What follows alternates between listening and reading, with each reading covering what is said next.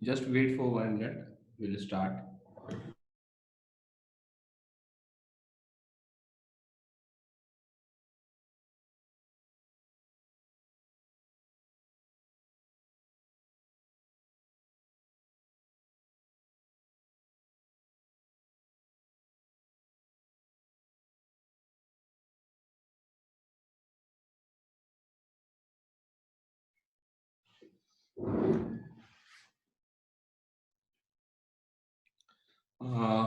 Good morning, all. We'll start with today's lecture.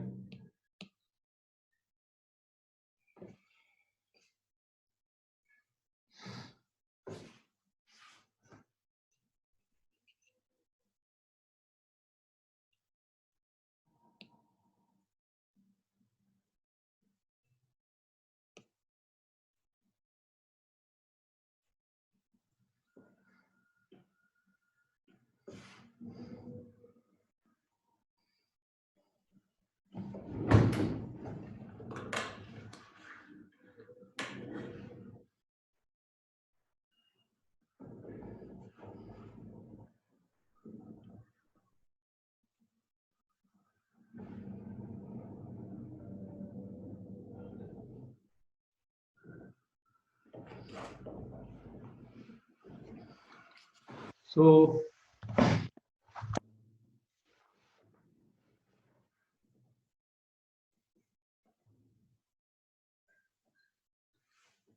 see,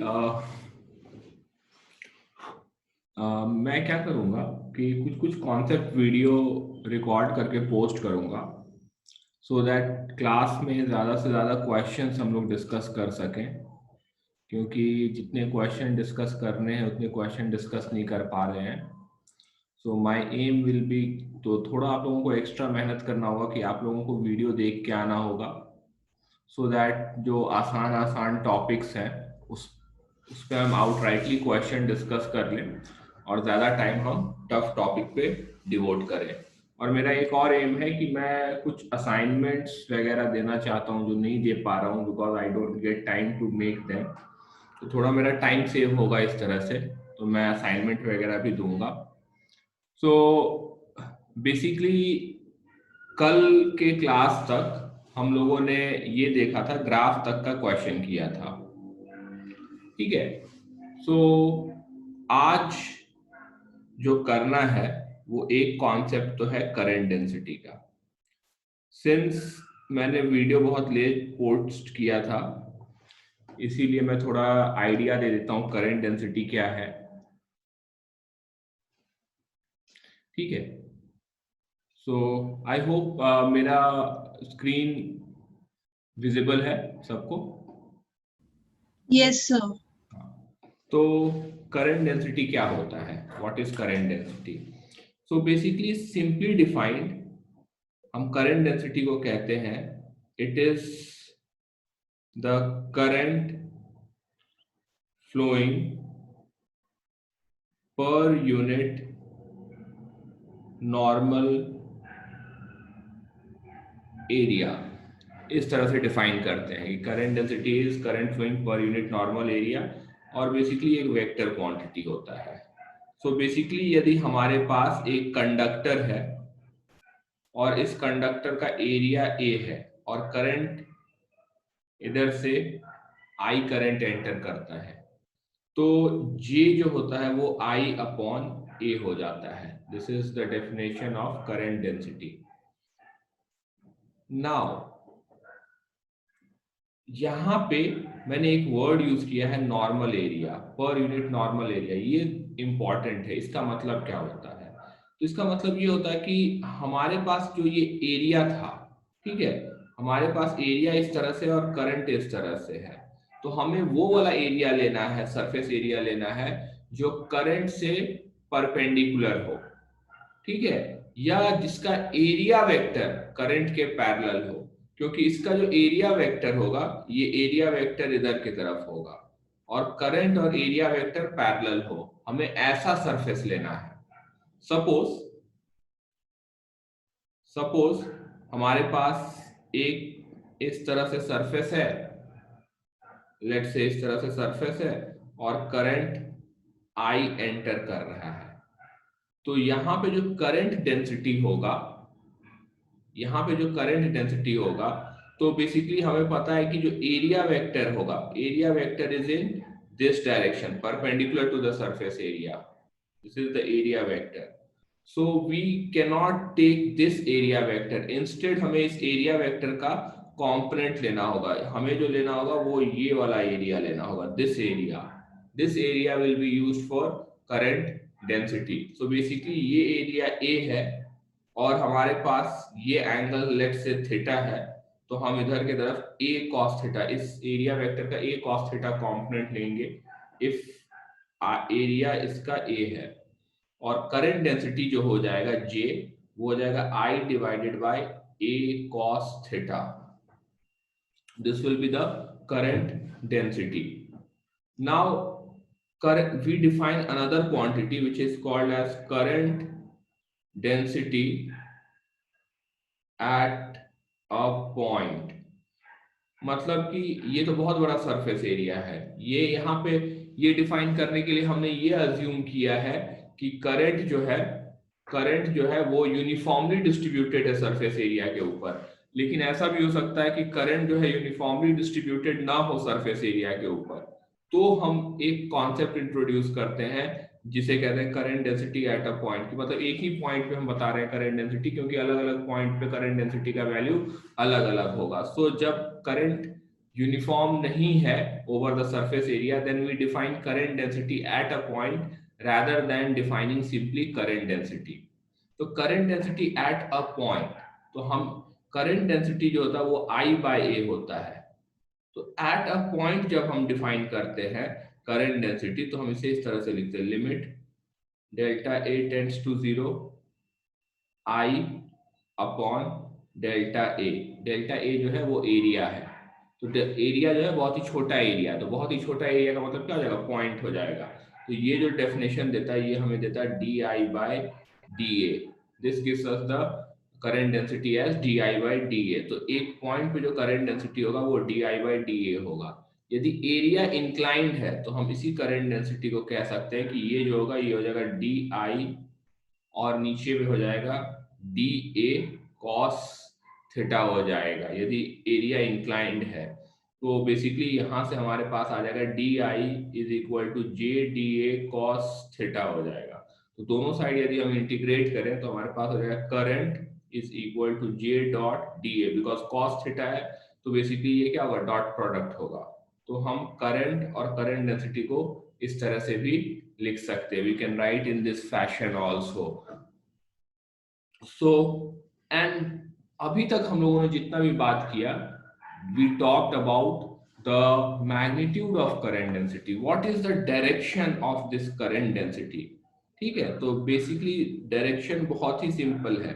direction है it is in the direction of flow of charge.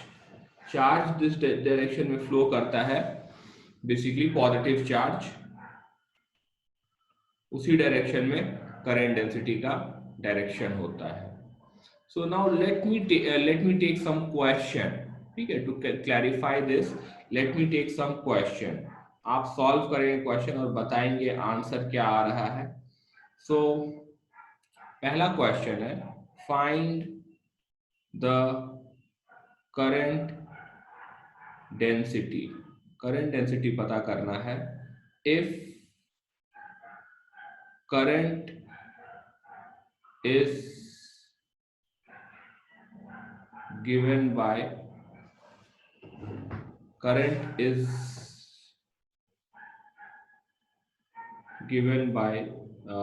let's say simple रखते हैं, if current is given by I is equal to 2 ampere and it's a cylindrical wire, बहुत ही simple है, of radius 0.02 metre. 0.02 metre का एक cylindrical wire है, आपको current density पता करना है। ठीक है, इस तरह से है, यहाँ पे ये सिलिंड्रिकल वायर है and the current is entering like this. It's a very simple question. I'll give you 1 minute, just solve this.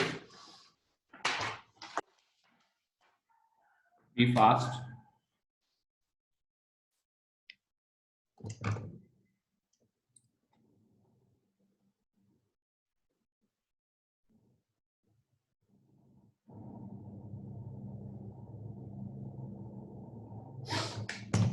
हो गया सबका? सिंपली जे जो होगा वो I बाय ए हो जाएगा, तो जे यहाँ पे करंट 2 एम्पियर है, कांस्टेंट है, इसे हम लोग पाई इंटू 0.02 स्क्वायर से डिवाइड कर देंगे. Let's take another question. if j is if j is equal to, let's say, 2 ampere meter square, then find the current through a cylindrical wire. J is along the length of wire. ये मैंने दे दिया है, एक simple सा question. उसका अगला एक और क्वेश्चन दे देते हैं. If J is equal to 2x और से 2R ampere metre, then find the current. और यहाँ पहले क्वेश्चन में जो रेडियस है वो 0.1 मीटर है. If J is equal to 2R ampere meter, then find the current through the cylindrical wire. Radius जो है वो 0.1 मीटर है और करंट सेम तरीके से फ्लो कर रहा है. The current is flowing in the same fashion. So just do these two questions. Be fast. Take 2-3 minutes.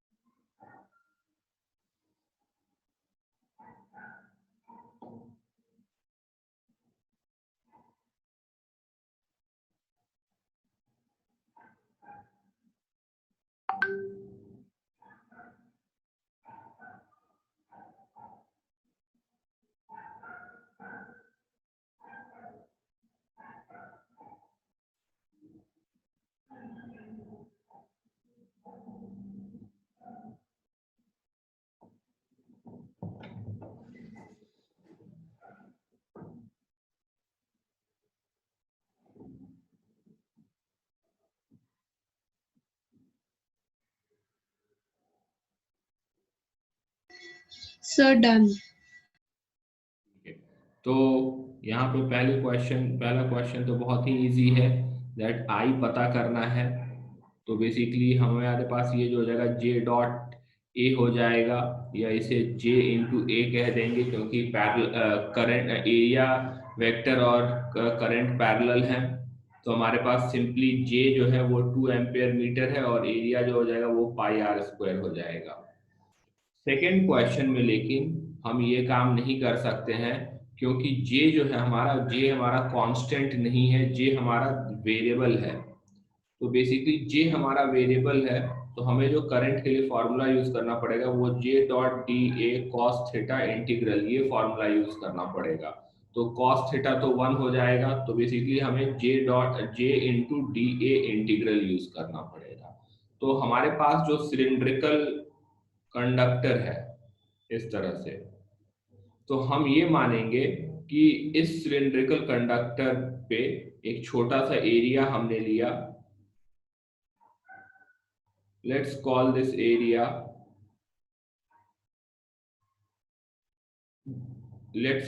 Area D A. आपको पता होगा कि डी ए को हम लोग 2 पाई आर डी आर लिखेंगे. तो इधर से करंट फ्लो कर रहा है, तो बेसिकली current flowing through elemental elemental, ये जो हमारा एलिमेंटल सिलेंडर होगा, इसके थ्रू करंट जो हो जाएगा वो डी आई हो जाएगा, और ये हो जाएगा जे इंटू डी ए हो जाएगा। तो ये डी आई जो होगा वो हो जाएगा जे 2R, और डी ए हो जाएगा 2πr dr हो जाएगा। सो बेसिकली हमारे पास करंट के लिए हम क्या करेंगे, इसे इंटीग्रेट करेंगे। सो आई इज, और यहाँ पे हो जाएगा 2π इंटू 2 4π, इंटीग्रेशन हो जाएगा r² dr, और लिमिट जो हो जाएगा वो 0 से 0.1 आई गेस मैंने दे रखा है 0.1 मीटर। तो बेसिकली जब हम इसे इंटीग्रेट करेंगे i is equal to 4π r³ from 0 to 0.1। So i is 4π into 0.1 cube divided by 3। This will be our answer. यही आया है आंसर आप लोगों का दोनों पार्ट। Yes sir. इसी तो तरह सेकंड में गड़बड़ हो गई। हाँ, तो सेकेंड ये ध्यान देना है कि करंट डेंसिटी क्या दिया गया है, करंट डेंसिटी कांस्टेंट है या वेरिएबल है। यदि वेरिएबल रहेगा तो आपको इंटीग्रेट करना है, कांस्टेंट रहेगा तो सिंपली मल्टीप्लाई कर देना है, दोनों को एरिया और जे को मल्टीप्लाई कर देना है। Now let's move to the next point here. जो नेक्स्ट कॉन्सेप्ट है यहाँ पे, which is a very important concept, that is drift velocity का कॉन्सेप्ट। कि ड्रिफ्ट वेलोसिटी क्या होता है। तो देखिए, कंडक्टर के अंदर जब करंट फ्लो करना स्टार्ट करता है तो बेसिकली चार्जेस फ्लो कर रहे होते हैं, और ये चार्ज फ्लो कर रहा होता है क्योंकि हम इसमें एक बैटरी कनेक्ट किए रहते हैं। तो बैटरी एक इलेक्ट्रिक फील्ड अप्लाई करता है, इस इलेक्ट्रिक फील्ड के कारण चार्ज मूव करता है, और जिस स्पीड से चार्ज मूव कर रहा होता है उसे हम ड्रिफ्ट वेलोसिटी कह के बुलाते हैं या एवरेज वेलोसिटी कह के बुलाते हैं। तो basically it is the average velocity with which charge moves inside a conductor when a potential difference is applied। जब एक पोटेंशियल डिफरेंस अप्लाई करते हैं तो जो मूव करता है। तो how do we find it? तो suppose we take a conductor, suppose हम एक कंडक्टर लेते हैं। तो बेसिकली इस कंडक्टर में क्या होता है, बहुत सारे फ्री इलेक्ट्रॉन्स होते हैं। तो वो free electrons are in random motion, free electrons are in random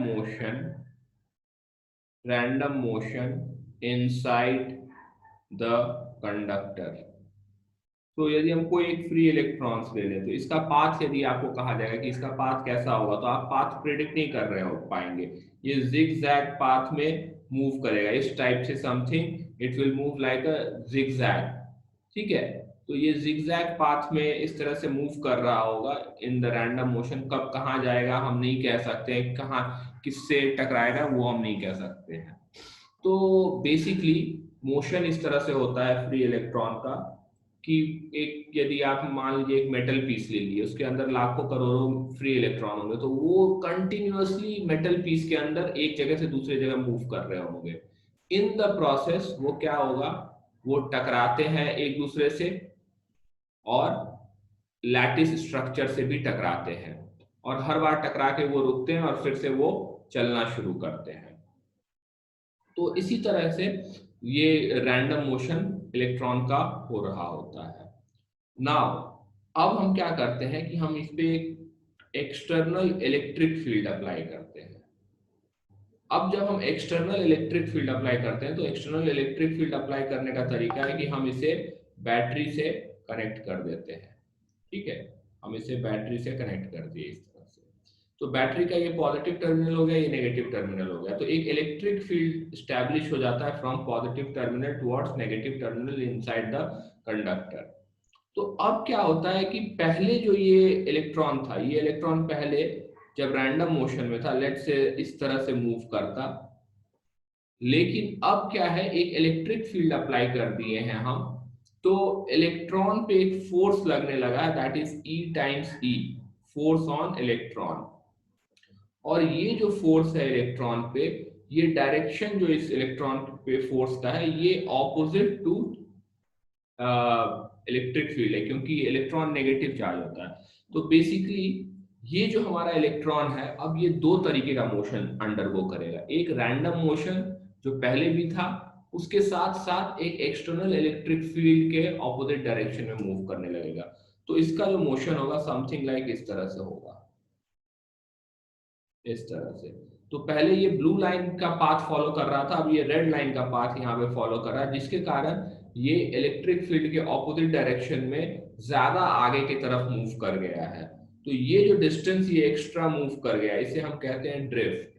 और ये जो ड्रिफ्ट होता है, it is due to drift velocity.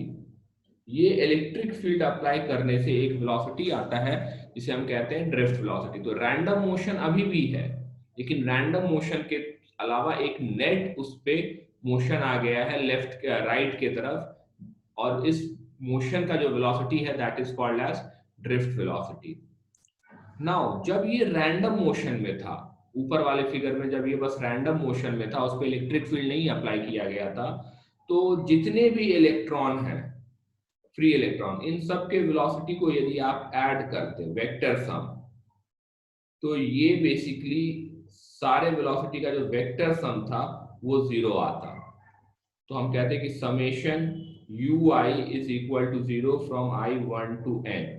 ये जीरो इसलिए आता, ये डिवाइडेड बाय n करने का जरूरत नहीं है, ऐड कर दे तो वही जीरो आएगा।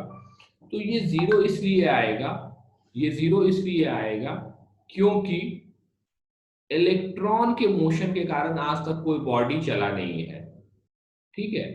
तो बेसिकली यदि हम एक मेटल पीस लेते हैं, उसको कहीं पे भी रख देते हैं, तो वो खुद पे खुद नहीं चलने लगता है, जबकि उसके अंदर के सारे फ्री इलेक्ट्रॉन्स चल रहे होते हैं। उसका कारण यही होता है कि सारे फ्री इलेक्ट्रॉन्स का जो वेलोसिटी होता है वो सम अप करके जीरो हो जाता है। As a result centre of mass का वेलोसिटी जीरो हो जाता है।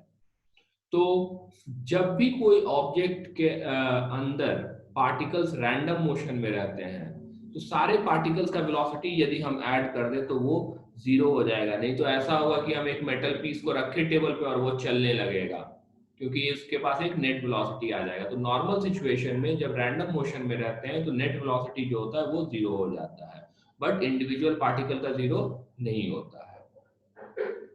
जब हम यहाँ पे कंडक्टर लगा देते हैं, कंडक्टर में इलेक्ट्रिक फील्ड लगा देते हैं, तो इसके पास एक नेट वेलोसिटी आ जाता है ड्रिफ्ट वेलोसिटी। तो हम इस वेलोसिटी को v is equal to U plus at इस तरीके से हम यहाँ पे लिखते हैं। अब किसी भी एक पार्टिकल का जो वेलोसिटी होगा वो हो जाएगा bi is equal to U I plus a into T I. और यहाँ पे टी आई जो होता है, ये होता है average time between two successive collision. जो हमारा पार्टिकल है, वो बार बार टकराता है to the lattice and to it to each other, जिसके कारण हर बार वो रुकता है और फिर से चलना स्टार्ट होता है। तो बेसिकली हम जो एक्सेलरेशन यूज करेंगे वो हम एक सर्टेन पीरियड ऑफ टाइम के लिए यूज करेंगे। जब ये टकराया फिर एक्सेलरेट हुआ, फिर टकराया फिर एक्सेलरेट हुआ, इसीलिए यहाँ पे मैं टी आई ले रहा हूँ, एवरेज टाइम लिख दिया यहाँ पे, time between two successive collision. T I is the time between two successive collision. तो यदि मैं सारे पार्टिकल का वेलोसिटी ऐड कर दूं, if we add all the velocities, जितने भी पार्टिकल है सबका वेलोसिटी ऐड कर दूं, तो ये इस तरह से हो जाएगा summation V I is equal to summation U I plus acceleration into summation T I, इस तरह से हो जाएगा। तो यहाँ समेशन यू आई जो होगा ये जीरो हो जाएगा, क्योंकि ये जो है ये रैंडम मोशन के कारण है, ठीक है। तो बेसिकली इस वेलोसिटी में if you can see here there are two part. जो टोटल वेलोसिटी होगा इसके दो पार्ट होंगे, एक ये रैंडम मोशन के कारण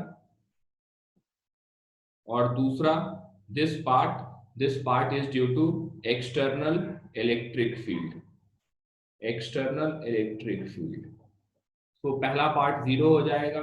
सो यदि मैं दोनों साइड n से डिवाइड कर दूं, डिवाइड बाय n जो है total number of free electron है, फ्री इलेक्ट्रॉन्स है, तो हमारे पास आ जाएगा summation vi upon n is equal to a summation ti upon n। यहां पे हम इसे इस तरह से भी लिख सकते हैं कि ये समेशन vi अपॉन n है, तो इसे हम लिख देते हैं v average is equal to acceleration, acceleration हो जाएगा E by M E force divided by mass of electron, ये हमारे पास एक्सेलरेशन हो जाएगा। और टी आई बाय एन जो होता है इसे हम लिख देते हैं टी एवरेज, ठीक है। तो बेसिकली ये वी एवरेज जो होता है ये कुछ नहीं होता, ये ड्रिफ्ट वेलोसिटी होता है, और E by M E into tau, T average को हम टाउ लिख देते हैं। तो ये वी डी जो होता है ये ड्रिफ्ट वेलोसिटी कहलाता है, एवरेज वेलोसिटी, और ये टाउ जो होता है ये कहलाता है average time between two successive collision. इसे हम रिलैक्सेशन टाइम भी कहते हैं, we call this as relaxation time also, ठीक है। दूसरा नाम है इसका रिलैक्सेशन टाइम, और एक नाम है average time between two successive collision.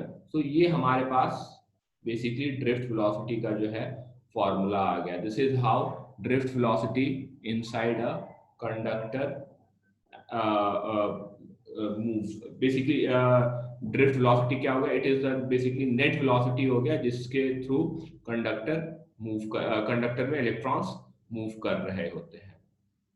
So I hope यहां तक आपके समझ में आया होगा। Now we will try to establish a relationship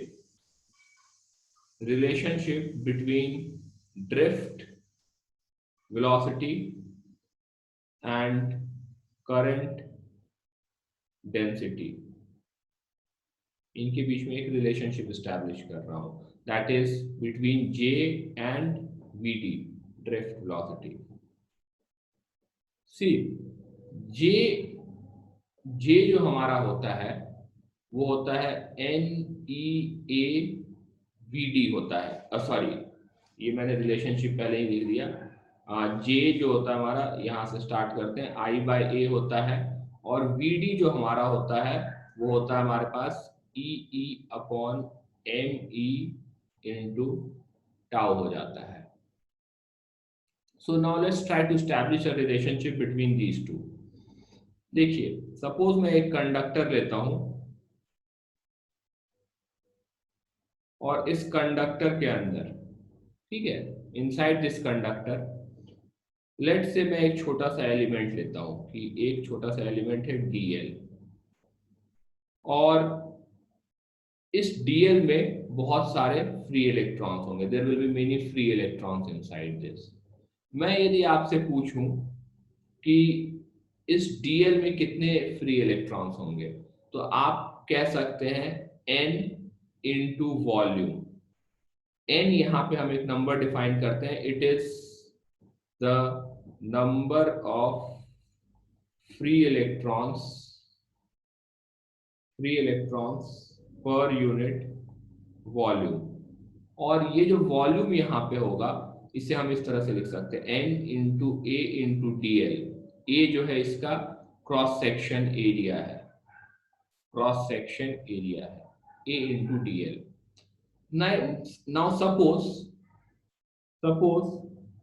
all these electrons crosses section AA dash in time dt। अब हम क्या करते हैं कि इस पे एक एक्सटर्नल इलेक्ट्रिक फील्ड लगाते हैं, और एक्सटर्नल इलेक्ट्रिक फील्ड लगाने के कारण यहाँ पे मैंने एक सेक्शन बनाया है AA डैश। ये सारे के सारे इलेक्ट्रॉन जो हैं AA डैश को क्रॉस कर जाते हैं, और मान लीजिए कि ये सारे इलेक्ट्रॉन AA डैश को क्रॉस करते हैं इन अ टाइम dt। तो मैं आपसे पूछूंगा कि इसमें करंट कितना होगा, what will be the current. तो आप कहेंगे कि जो सेक्शन ए डैश पे जितना चार्ज क्रॉस कर रहा है, यदि हम उसे dt से डिवाइड कर दें तो हमारे पास करंट आ जाएगा। तो ये dq क्या होगा, तो ये dq हो जाएगा charge on an electron into total number of electrons, total number of electrons upon dt। तो टोटल नंबर ऑफ इलेक्ट्रॉन्स जो हमारे पास हो जाएगा वो हो जाएगा n into A D L, और इसे हम dt से डिवाइड कर देंगे। तो हमारे पास I जो हो जाएगा वो हो जाएगा E N A dl by dt, और dl by dt क्या हो जाएगा, ड्रिफ्ट वेलोसिटी हो जाएगा। So I get I as E N A into Vd। This is the relationship between drift velocity and current. और ये हमें पता है कि यदि मैं I को A से डिवाइड कर दूं तो इस साइड भी A से डिवाइड हो जाएगा, दिस गेट्स कैंसल्ड आउट, तो हमारे पास J आ जाएगा, और J जो होगा वो हो जाएगा N E Vd। J vector quantity है तो दोनों साइड हम वेक्टर साइन भी पुट कर सकते हैं। So this is the relationship between current density and drift velocity. Now drift velocity का जो फॉर्मूला है, ड्रिफ्ट वेलोसिटी का फॉर्मूला है E E m E into tau. तो यहाँ पे हम इसे इस तरह से भी लिख सकते हैं, J is equal to N E square tau by M E into electric field. अब ये जो टर्म आया है यहाँ पे, ये यहाँ पे जो टर्म आया है इसे हम एक सिंगल कांस्टेंट से रिप्लेस कर देते हैं, क्योंकि इस टर्म में सारे टर्म्स जो है कांस्टेंट है। तो बेसिकली हम J को लिखते हैं sigma times E, where sigma is called as conductivity. Sigma को हम कंडक्टिविटी कह के बुलाते हैं, और सिग्मा का जो वैल्यू होता है N E square tau by M E होता है। तो this word conductivity is very often used in conductor, so please remember that J is equal to sigma times E। ये जो फॉर्मूला यहाँ पे आया है which is a relationship between current density and electric field, this is called as, it is called as microscopic form of Ohm's law. इसे हम microscopic form of Ohm's law कहते हैं। ठीक है, यहाँ पे ये जो कंडक्टिविटी है इसका यूनिट ऑफ कंडक्टिविटी, ये आप लोगों को 9-10 से याद होगा कि कंडक्टिविटी का जो यूनिट होता है वो होता है साइमेंस पर centimetre, where 1 siemens is equal to 1 ohm inverse या 1 mho। दिस इज, तो ये ओम इनवर्स और मो वगैरह आपको याद होगा कि कंडक्टेंस जैसे रेजिस्टेंस होता है वैसे ही कंडक्टेंस होता है, मोह जो है रेजिस्टेंस का कंडक्टेंस का यूनिट है। नाउ ये हमने कर लिया microscopic form of Ohm's law, लेकिन एक्चुअल ओम्स लॉ जो आप लोगों ने पढ़ा है वो इस तरह का नहीं पढ़ा है। आपने एक्चुअल ओम्स लॉ जो पढ़ा है वो V इक्वल्स टू IR पढ़ा है। Basically J is equal to sigma E होता है।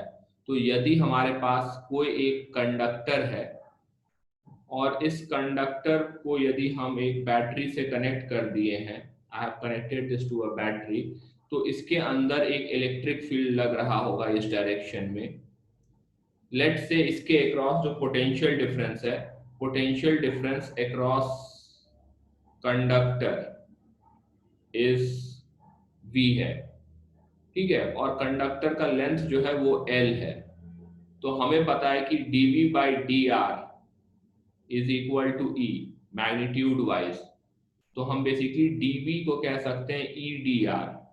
तो यदि हम इंटीग्रेट करें तो V 0 to V potential difference है, और E इलेक्ट्रिक फील्ड अंदर में कांस्टेंट है, तो E इंटू dr हो जाएगा।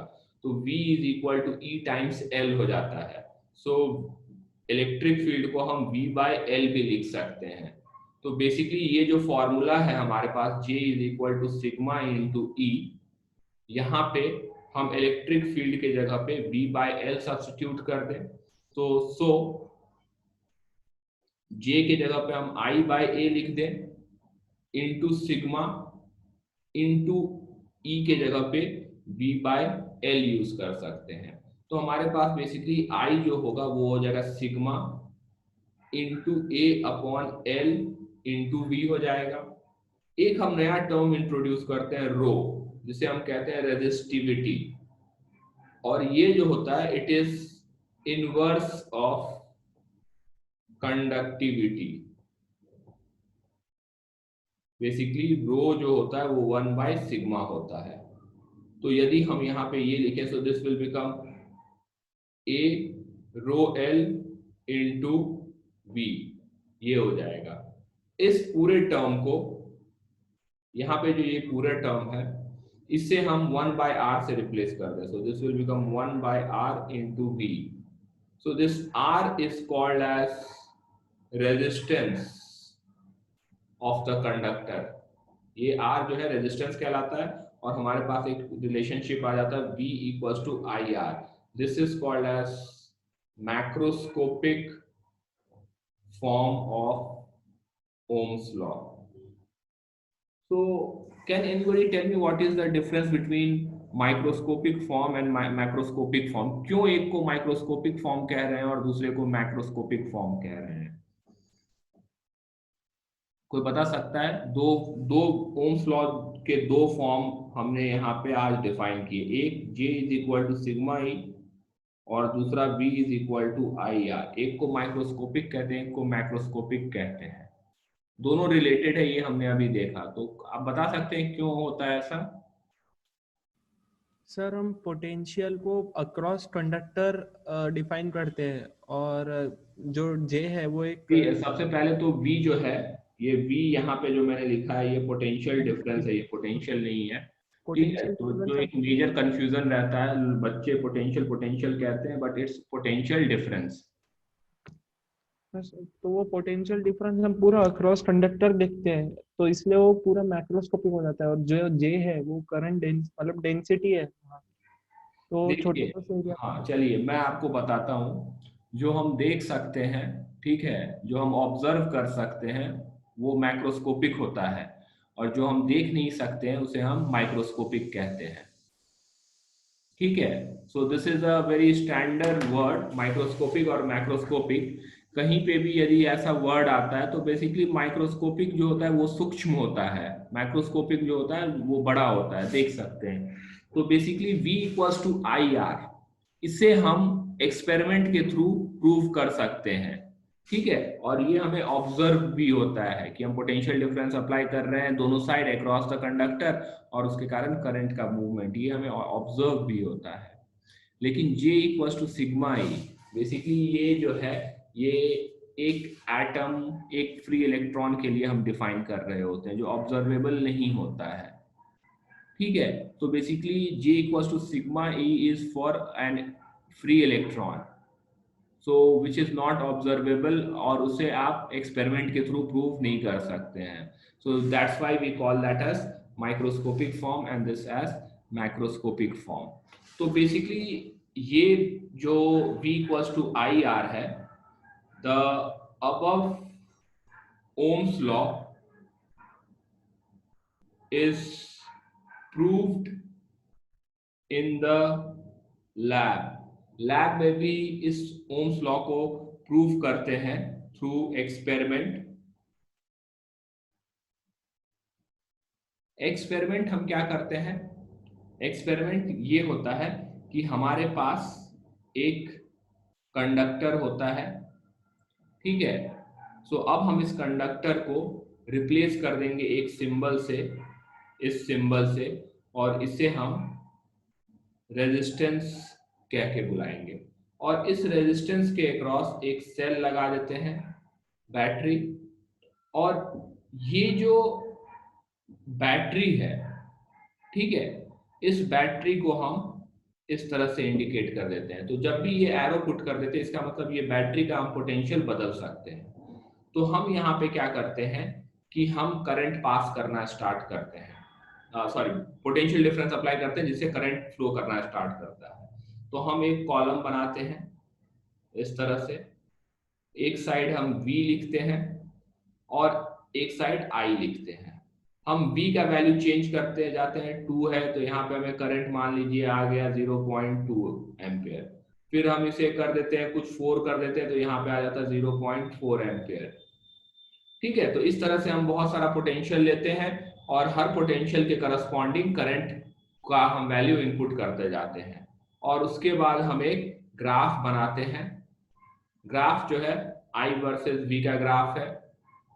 तो बेसिकली I वर्सेस V का ग्राफ है, V वर्सेस I का ग्राफ नहीं होगा, यहाँ पे I वर्सेस V का ग्राफ होगा। क्यों? क्योंकि V जो है वो इंडिपेंडेंट वेरिएबल है, V को हम बदल रहे हैं, उसके करस्पॉन्डिंगली I चेंज हो रहा है, इसीलिए I को हमने Y एक्सिस पे लिया है, V को हमने X एक्सिस पे लिया है। और जब हम इसका ग्राफ प्लॉट करते हैं तो ये नियरली एक स्ट्रेट लाइन ग्राफ आता है। तो बेसिकली ये नियरली एक स्ट्रेट लाइन ग्राफ आता है। तो इससे हम क्या कहते हैं, हम ये लॉ जो है V equals to I R जिसे हमने अभी डिराइव किया, हम कहते हैं कि ये प्रूव हो गया। So this is the experiment. एक रेजिस्टेंस के अक्रॉस हम पोटेंशियल डिफरेंस अप्लाई करते हैं, पोटेंशियल चेंज करते रहते हैं, करंट को मेजर करते रहते हैं और उसका ग्राफ प्लॉट कर देते हैं। यदि वो स्ट्रेट लाइन आता है तो हम प्रूव कर देते हैं कि ठीक है, जो हमने डिराइव किया है वही एक्सपेरिमेंट के थ्रू भी आ रहा है। और हमें पता है कि V equals to I R होता है। तो R जो होगा वो क्या हो जाएगा, R will be V upon I। तो R V अपॉन I हो रहा है। Basically this is like R जो है वो X एक्सिस का value divided by Y axis का वैल्यू होता है। और हमें पता है कि यदि हम Y डिवाइडेड बाय X करें, मतलब यहाँ पे इस तरह से लें कि ये Y वैल्यू और ये इधर की तरफ X वैल्यू और ये थीटा ले लें, तो बेसिकली ये जो होगा ये tan थीटा हो जाता है, ये स्लोप हो जाता है। तो बेसिकली हम यहाँ पे कह सकते हैं कि रेजिस्टेंस जो है वो 1 by slope of the line है, या स्लोप जो है वो 1 बाय r है। तो बेसिकली जब हम ये ग्राफ बनाएंगे तो इस ग्राफ में जो इस लाइन का स्लोप होगा वो 1 बाय r दे रहा होगा। ठीक है, सो प्लीज रिमेंबर दिस कि ये क्या देता है। तो slope, the slope here gives, slope of line gives 1 by r। So I hope this is clear to you all. ये यहाँ तक जो है सब कुछ क्लियर होगा आप लोगों को। सो नाउ अब जो है मेनली बहुत सारे क्वेश्चंस इन्वॉल्व हैं, क्योंकि हमने ओम्स लॉ कर लिया है and there is one more law which is called as Kirchhoff's law.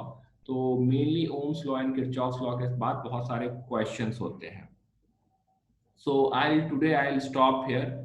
In the next class आज मैं शाम तक ही वीडियो पोस्ट कर दूंगा, so please go through the video. ठीक है, it will take you half an hour to go through the video. आधे घंटे में वीडियो के अक्रॉस जाइए ताकि कल से मैं ज्यादा फोकस क्वेश्चन पे कर सकूं, because it's a competitive exam. तो क्वेश्चन ज्यादा फोकस और हर तरह का क्वेश्चन मैं कराना चाहता हूँ। I want to discuss around 100 और डिफरेंट क्वेश्चन, जिसके बाहर से कोई भी क्वेश्चन नहीं आ सकते हैं। ठीक है, यदि वो 100 तरह के क्वेश्चन आपको पता है तो वो आप कॉन्फिडेंटली एग्जाम में उन्हीं में से कोई एक टाइप का क्वेश्चन आएगा। सो मेरा एम है हर चैप्टर पे 100-120 क्वेश्चन करवाने का, which covers all the possible aspects. So let's stop here. ठीक है, इट्स तो हाँ जी सर, आप जो असाइनमेंट्स देने वाले हो तो उसमें आप क्वेश्चंस लाइक कैसे डालोगे, जो प्रीवियस ईयर से आए हैं वैसे वगैरह, या फिर कोई मिक्स अलग? रहेगा, मिक्स रहेगा। ठीक है, प्रीवियस ईयर मैं कमिट नहीं कर सकता हूँ कि बहुत सारे प्रीवियस ईयर के क्वेश्चन होंगे। ठीक है, बट प्रीवियस ईयर के जो इम्पोर्टेंट क्वेश्चन या डिफिकल्ट क्वेश्चन होंगे वो रहेंगे। ठीक है, बहुत सारे इजी क्वेश्चन होते हैं वो नहीं रहेंगे। सर एक्चुअली मैं आर्किटेक्चर के लिए प्रिपेयर कर रही हूँ, तो फिर हम लोग का ऐसा होता है कि मैथमेटिक्स बहुत करना पड़ता है, फिजिक्स केमिस्ट्री का एकदम लाइक बेसिक एनसीईआरटी लेवल वगैरह तक हो जाता है। सो मतलब आप जो भी क्लास में करा रहे हो वो क्वेश्चंस और प्रीवियस ईयर के जो क्वेश्चंस होंगे वो रेफर कर लिए तो चलेगा क्या? हाँ, तो आप वो कर लीजिए। ठीक है, काफी है आपके लिए तो। Okay sir. और शक्ति, आपका डाउट क्लियर हुआ था कल वाला, समझ में आया था? Yes sir. तो सर ठीक है। यहाँ पे आया था कि इलेक्ट्रिक इसमें वो हम ला रहे हैं तो नेगेटिव साइन आएगा क्योंकि वो रिड्यूस हो रहा है डिस्टेंस सर, हाँ, लेकिन वो ग्रेविटेशन में हम माइनस साइन नहीं लाते, उसमें भी वो रिड्यूस होता है डिस्टेंस। आप ग्रेविटेशन पे फिर ग्रेविटेशन पे कहाँ पे चले गए हैं आप? सर वो पोटेंशियल, मेरे को वही डाउट था ना कि हम ग्रेविटेशन में पोटेंशियल नेगेटिव आती है, पोटेंशियल एनर्जी, तो अरे और वहां पे फिर फोर्स का डायरेक्शन भी तो बदल हाँ जा रहा है ना, कॉस थीटा भी तो हम ले रहे हैं 180 वहां पे, जैसे m1 और m2 है, ठीक है, तो अब इनके बीच जो फोर्स होगा, इस पे ग्रेविटेशनल फोर्स इधर लग रहा होगा, तो इस बार एक्सटर्नल फोर्स किधर की तरफ लगाएंगे, ऑपोजिट डायरेक्शन में लगाएंगे, ठीक है, और एफ एक्सटर्नल जो होगा वो एफ जी के बराबर होगा, ठीक है। तो इस बार क्या होगा, इस बार ये अट्रैक्टिव फोर्स हो गया, और यदि हम Q1 और Q2 ले रहे हैं, तो Q1 और Q2 के बीच में रिपल्सिव फोर्स होगा, तो इस पे F कूलम जो है इधर की तरफ लगेगा, तो हमें F एक्सटर्नल इधर की तरफ लगाना होगा। तो बेसिकली जब हम डिराइव करेंगे तो E डॉट डी आर होता है, तो एक में E dot D R cos 0 होगा, एक में E dot D R cos 180 degree होगा, तो फिर क्या हो जाएगा, दोनों का साइन क्या आ जाएगा, सेम आ जाएगा। तो ग्रेविटेशनल फोर्स अट्रैक्टिव है और सेम चार्ज के बीच का फोर्स रिपल्सिव है। तो आप फिर से क्या हो जाएगा, जब ग्रेविटेशन का आप डिराइव कर रहे होंगे तो फिर आपको cos 180 वहां पे पुट करना होगा। आया क्योंकि समझ हाँ में? हाँ वो हमने एफ एक्स जो ग्रेविटेशन का डिराइव किए थे वो हमने एफ एक्सटर्नल से नहीं किए थे, हमने minus of F internal into D R किए थे, इसलिए वो कंफ्यूज हो रहा था शायद, तो बेसिकली है this is work done by the external force, ठीक है, this is not work done by gravitational या कूलम्स फोर्स, क्योंकि Coulomb's force work done by Coulomb force, क्योंकि this is a conservative force, this is equal to minus of delta U हो जाता है। तो यदि हम कूलम फोर्स ग्रेविटेशनल फोर्स के टर्म्स में यदि पोटेंशियल एनर्जी को डिफाइन करेंगे तो हम लिखेंगे कि it is the work done, it is the negative work done in bringing a charge from infinity to a point, यदि कूलम फोर्स या ग्रेविटेशनल फोर्स के टर्म्स में डिफाइन करेंगे, लेकिन हम हमेशा एक्सटर्नल फोर्स के टर्म्स में डिफाइन करते हैं कि it is the work done. तो जब भी हम लिखते हैं it is the work done, automatically इसका मतलब हो जाता है एक्सटर्नल फोर्स के कारण। यदि कंजर्वेटिव फोर्स के कारण लिखना होगा तो फिर हमें एक नेगेटिव साइन और ऐड करना होगा। So this is the problem here. I hope ये समझ में आया होगा आपके। Yes sir. एंड सर आज के लेक्चर जो अपलोड किए वो भी देखना है ना, जो या फिर आपने अभी वो पढ़ा है तो इंक्लूडेड है? थोड़ा बहुत कुछ कुछ अलग है, ठीक है। ओम्स लॉ ये लास्ट वाला पार्ट आप लोगों को मैं पढ़ा दिया हूँ, ये उस लेक्चर में नहीं है, ये V equals to I R, वहाँ पे J equals to sigma E के बराबर तक ही है, ठीक है, और मैं वहाँ पे जो है उस पे पढ़ा रहा हूँ, बेसिकली बोर्ड पे पढ़ा रहा हूँ, तो ज़्यादा कंफर्टेबल रहता है कुछ कुछ कॉन्सेप्ट को बोर्ड पे बताना, ठीक है, तो आप देख सकते हैं, ठीक है, नहीं तो नहीं भी देखे तो काम चलेगा यहाँ, ठीक है, सब कुछ मैंने बता दिया है आज। Okay sir, thank okay, you. Thank you.